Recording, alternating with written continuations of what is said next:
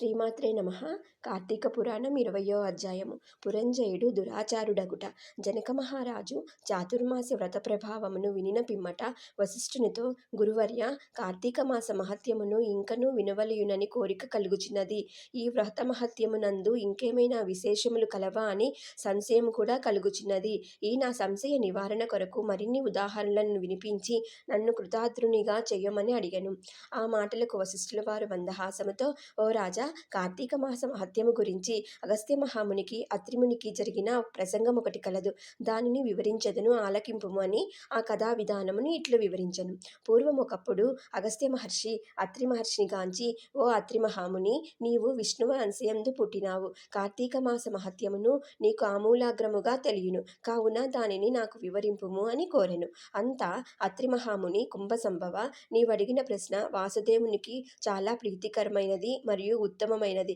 కార్తీక మాసముతో సమానమైన మాసము, వేదముతో సమానమైన శాస్త్రము, ఆరోగ్యముతో సమానమైన సంపద ఇంకొకటి లేదు. అటులనే శ్రీమన్నారాయణు కంటే వేరే దేవుడు లేడు. ఏ మానవుడైనను కార్తీక మాసమున నదిలో స్నానము చేసినను, శివకేశవుల ఆలయమునందు దీపారాధన చేసినను, లేక దీపదానము చేసినను కలుగు ఫలితము అపారము. ఇందుకొక ఇతిహాసము వినుము. త్రేతాయుగమున పురంజయుడను సూర్యవంశపు రాజు అయోధ్యా నగరమును రాజధానిగా చేసుకొని రాజ్యమేలుచుండెను. అతడు సమస్త శాస్త్రములు చదివి పట్టాభిషిక్తుడై న్యాయముగా రాజ్యపాలన చేసెను. ప్రజలకెట్టి ఆపదలు రాకుండా పరిపాలించుచుండెను.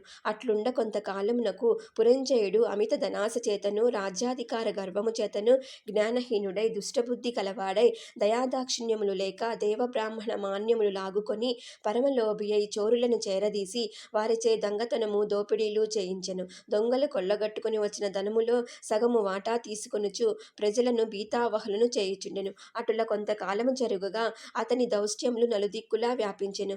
ఈ వార్త కాంబోజ, కంకణ, కళింగాది రాజుల చెవుల పడినది. వారు తమలో తాము ఆలోచించుకొని కాంబోజరాజును నాయకునిగా చేసుకొని రథ, గజ, తురగ, పదాతి సైన్య బలాన్వితులై రహస్య మార్గము వెంట అయోధ్య నగరమునకు ముట్టడించి నలువైపులా శిబిరములు నిర్మించి నగరమును దిగ్బంధము చేసిరి. యుద్ధమునకు సిద్ధపడిరి. అయోధ్య నగరమును ముట్టడించిన సంగతిని చారుల వలన తెలుసుకొనిన పురంజయుడు తాను కూడా సర్వసన్నద్ధుడై ఉండెను. అయినను ఎదుటి పక్షము బలవంతముగా ఉండుట వలన, తాను బలహీనుడుగా ఉండుట వలన విచారించి ఏమాత్రమూ భీతి చెందక శాస్త్ర సమన్వితమైన రథమెక్కి సైన్యాధిపతులను పురికొల్పి చతురంగ బల సమేతముతో సైన్యముతో యుద్ధ సన్నద్ధుడై వారిని ఎదుర్కోటానికి పేరు మ్రోగించి సింహనాదములను గావించుచు మేఘములా గర్జించుచు హుంకరించి శత్రు సైన్యములపై పడెను. ఇట్లు స్కాంద పురాణాంతర్గత వశిష్ఠ ప్రోక్త కార్తీక మహత్య మందలి వింశాధ్యాయము 20వ రోజు పారాయణ సమాప్తము. శ్రీమాత్రే నమః.